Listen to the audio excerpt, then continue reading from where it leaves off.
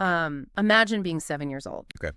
You're playing in the dirt, the sun is beating down, and you have this really jarring realization that, according to the government, you simply do not exist. Wow. You have no birth certificate, you have no medical records because, well, doctor has never touched you. You have no school transcripts because you've never even set foot in a classroom. Right. And that is the premise we are grappling with today. We're doing a deep dive into the ideas presented in Educated, the memoir by Tara Westover. It's just a staggering opening to a life. And what makes this deep dive so potent for us today is that this isn't just your standard rags to riches story about getting a degree. Yeah, exactly. It's really a story about escaping a survivalist ideology, an ideology that viewed the entire outside world, schools, doctors, the government, as an active, hostile enemy. Right. This is about the incredibly high price of self-invention. I mean, how do you learn who you are when your entire reality, your history, and your physical safety are shaped by a father's severe paranoia? You really can't. No. It's a study in extreme isolation.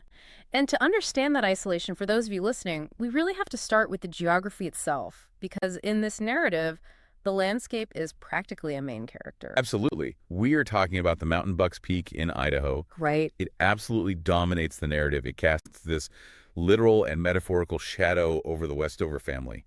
Nestled right up there is the farmhouse, the barn, the junkyard. It's beautiful, but it is a fortress. It's a compound, really? Yeah, a compound. And the statistics of the family living in that fortress really paint a picture of just how far off the grid they actually were. The numbers are genuinely hard to wrap your head around. There were 7 children. Initially, 4 of them had no birth certificates at all. Which is wild. 0 school records, 0 medical records. And that last one, the 0 medical records, that's the statistic that carries the most weight for me. How so? Well, it means that for 7 children growing up in a highly dangerous junkyard, the entire safety net of modern society was just non-existent. No matter the injury, the system wasn't an option. Wow. Yeah. Tara points out early on, she says something like, I am only 7, but I understand this fact more than any other makes my family different. We don't go to school. Yeah. It wasn't just a lifestyle choice or a preference for homeschooling. It was a core identity marker. Not going to school was synonymous with, we are not them. And defining them is critical here. If you want to understand why they lived like this, you have to look at the father's worldview. It was a rigorous us versus them mentality. Highly polarized. Extremely. The enemy wasn't just the local truant officer checking up on kids. It was the government, which he basically conflated with socialists and the Illuminati. Right. And this is where the context of the 1990s becomes really important for you listening. They were living in the shadow of Ruby Ridge. Yeah. Which, for a lot of you, you might remember Ruby Ridge as a major news story about a deadly standoff between a survivalist family and federal agents. Now, we're not taking any political sides here, left or right, on the actual events of Ruby Ridge. We're just reporting on how it was perceived by this family. Exactly. For the father, it wasn't just the news. It was a prophecy. Yeah. He believed that what happened at Ruby Ridge, that government siege, was basically a dress rehearsal for what would eventually happen to them. He lived with this constant vibrating fear that next time, it could be us. And that fear drove the isolation. It wasn't just eccentricity. It was literal preparation for war. Yes, institutional control was his ultimate fear. And that war extended straight to the medical establishment. Doctors weren't seen as healers. They were viewed as agents of the state. Or worse, agents of the Illuminati meant to enslave you. It's terrifying when you think about being a kid in that environment. The father had this saying, when the world of men failed, my family would continue on unaffected. That phrase, the world of men, is fascinating. It's almost biblical, right? Yeah. Yeah, very Old Testament. It positions the family not just as separate from society, but as superior to it, the chosen few who would survive the crash. And that brings us to the practical side of this ideology, the prepping. I think when most people hear the word prepper, they imagine, a basement full of canned soup and some bottled water. Right, a generator maybe? Exactly. But this was significantly more intense. This was military-grade preparation for the apocalypse. We aren't talking about a few extra supplies. We're talking about an arsenal. SKS rifles with silver bayonets. That detail always sticks out to me, the silver bayonets. It implies a specific kind of combat, almost ritualistic or mythical. And they had a bullet-making machine. They were pressing their own ammunition right there on the mountain because the logic was, when the end comes, the stores will be closed. It creates this atmosphere where the end of the world isn't some vague, abstract fear. It's a scheduled event. Yep. They were canning peaches, hundreds and hundreds of jars of them. But as Tara notes, they weren't canning peaches for the winter, they were canning them for the apocalypse. Every single domestic chore was infused with this existential dread. And there was also this mystical element to their safety plan, too. The father believed in a rock feature on the mountain called the Indian Princess. Right. He was completely convinced that as long as they stayed on the mountain, the princess would protect them. But she would turn on anyone who tried to leave or anyone who tried to intrude. It's such a powerful mix of paramilitary strategy and local folklore. The mountain was their protector, but it was also their jailer. Yeah. But, they still had to survive the day-to-day economic reality before the apocalypse actually arrived. And the economy of that mountain was strictly divided by gender. Starkly so. The father ran the scrap metal business, the junkyard. His entire life was defined by the noise of it. The click, click, click of the shears cutting steel.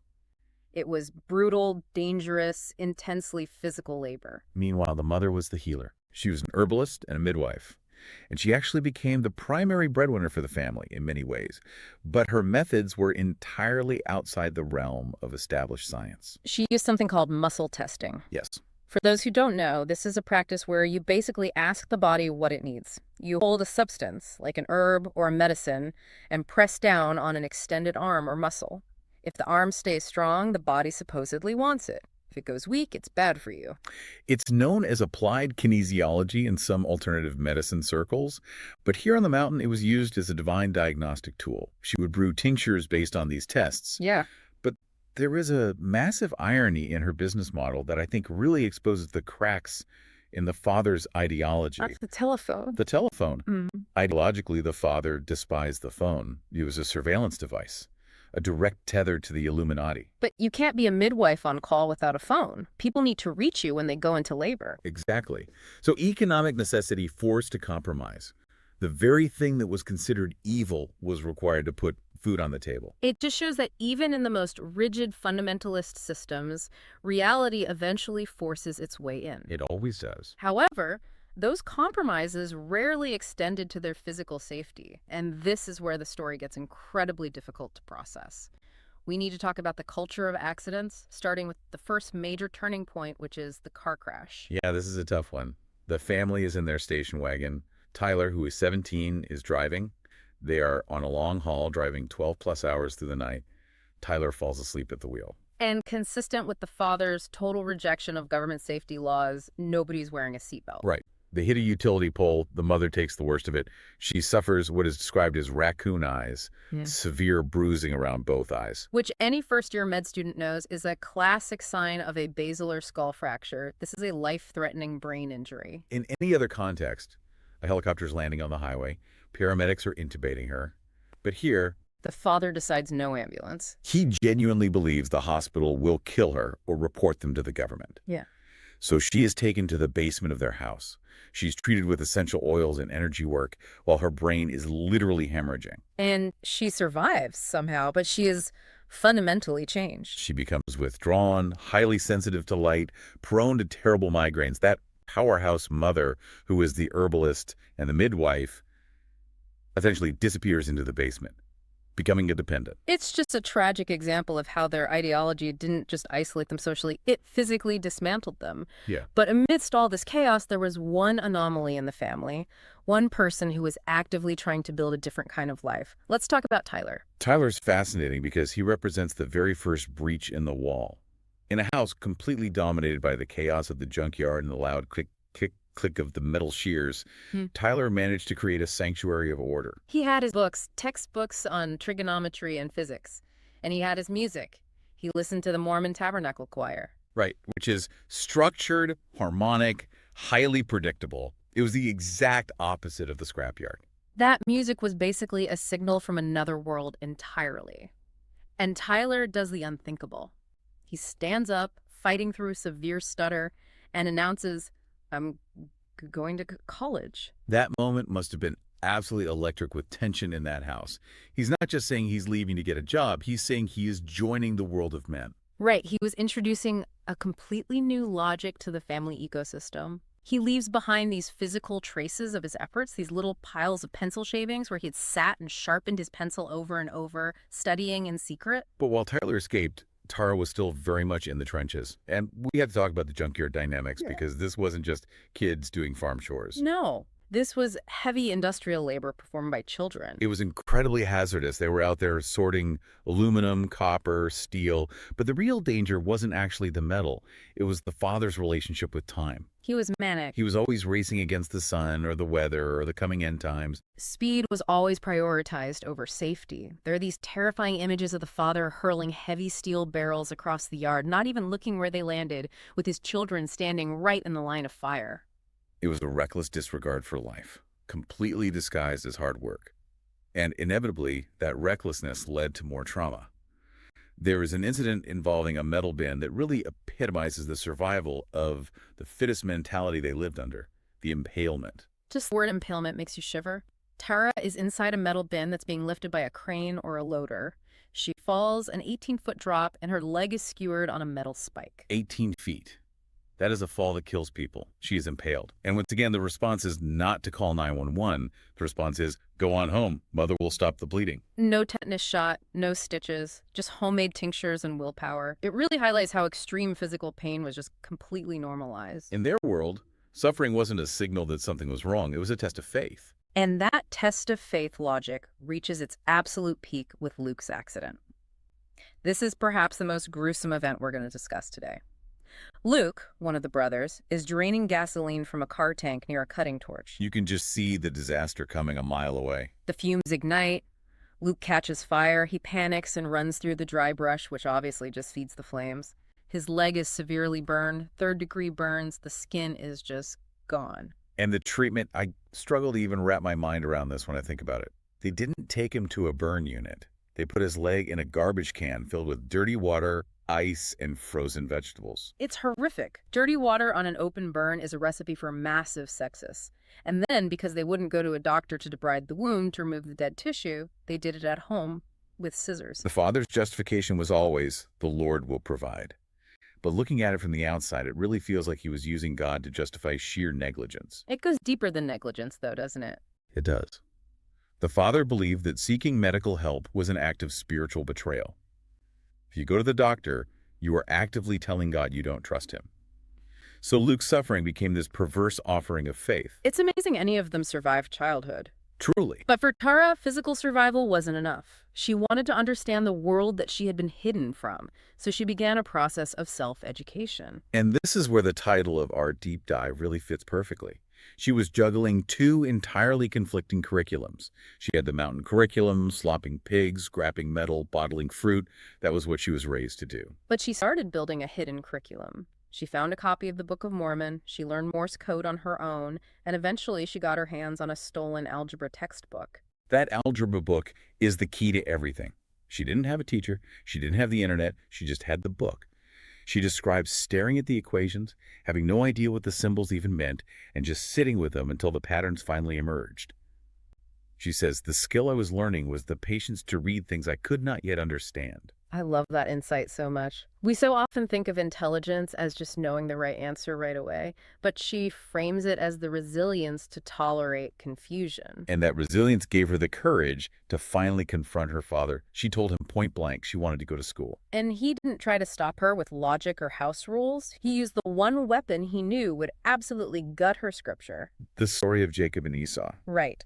In Genesis, Esau is the older brother who sells his birthright, his spiritual inheritance, to his brother Jacob for a bowl of stew, a mess of pottage. He trades the eternal for the temporary. And the father looked at Tara, who just wanted to learn algebra and history, and he told her she was Esau. He told her that by going to school, she was selling her birthright for a mess of pottage. He framed education not as self-improvement, but as a spiritual fall. He was telling her that if she left the mountain, she wasn't just leaving home, she was damning her soul. That is such a heavy, heavy psychological burden to place on a teenager.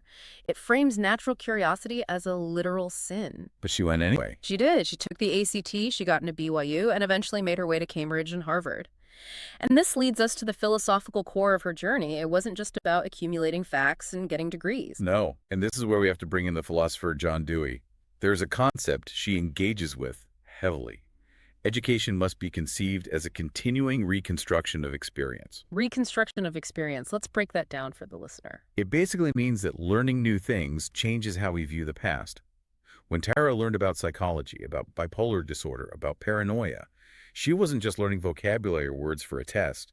She was acquiring the tools to look back in her childhood and finally understand what had actually happened to her. So education allowed her to essentially diagnose her father. It allowed her to see that the Illuminati wasn't real, but his mental illness was. Exactly. It allowed her to reconstruct her history. She realized that the physical abuse wasn't God's will or discipline, it was abuse. The medical neglect wasn't faith, it was madness. You can't escape a prison if you don't even know you're in one. Education gave her the blueprints of the prison so she could finally walk out. That is a profoundly empowering way to look at learning. It's not just about job prospects or career advancement. It's about sanity. It's about being able to tell your own story accurately. And that brings us to the final symbol of our discussion today. We started with the statistics of non-existence. No birth certificate, no medical records. We end with a pencil. A simple pencil. It represents pure agency. With that pencil, starting with the shavings Tyler left behind and ending with her own essays, she wrote herself into existence. She proved she was real. She reclaimed her history from her father's distortion. It's an incredible journey from the shadow of Buck's Peak to the halls of Cambridge. But we always like to bring this back to you, the listener. We've been talking about extreme survivalism today, but there is a universal truth hiding in here. There really is. We all have a mountain. We all have a worldview that we were born into that we didn't choose. Now, maybe your family didn't have silver bayonets and a bullet press in the basement, but you inherited beliefs about money, about politics, about what is safe and what is dangerous. And that's the challenge we want to leave you with today. Think about it. How many of your deeply held beliefs are actually yours? And how many are just the result of the geography you happen to be born into? It might be time to audit your own hidden curriculum. Tara Westover had to lose her family to find her voice. Hopefully for the rest of us, the process is a little less painful, but the goal is exactly the same: to reconstruct our experience and define who we are for ourselves. That is a really powerful thought to end on. Thank you for joining us on this deep dive. Stay curious, and we'll catch you next time.